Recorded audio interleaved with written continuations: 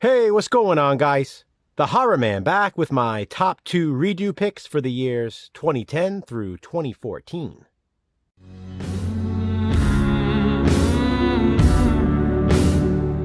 As always, if you don't remember my original Tuesday Top Tuesday picks for these years, please go back and rewatch those videos in the playlist on my channel.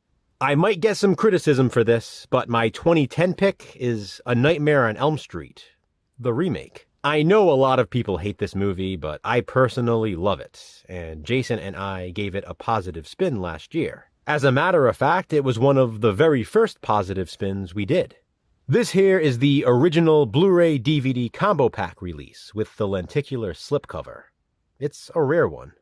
My 2011 pick is another remake, Straw Dogs. I was actually blown away by this remake the first time I saw it.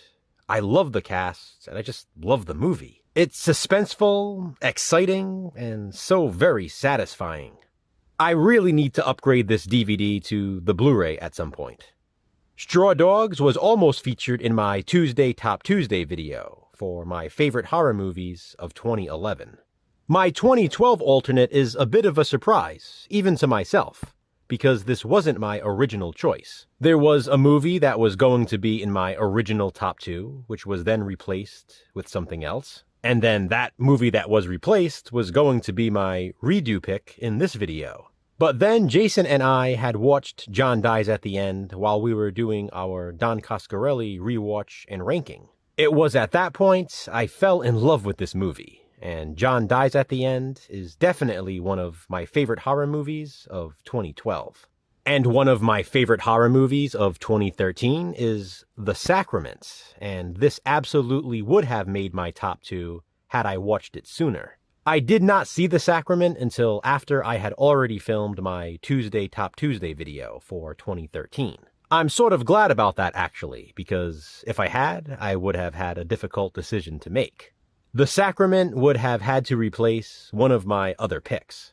This here is the Magnet Blu-ray release of one of the greatest found footage films I've ever seen, and one of my favorite movies by Ty West. And my 2014 pick is yet another one that was going to be in my original top 2, but was then replaced at the last minute.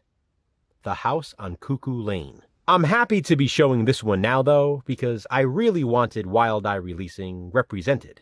The House on Cuckoo Lane, at one point, was my favorite film released by Wild Eye.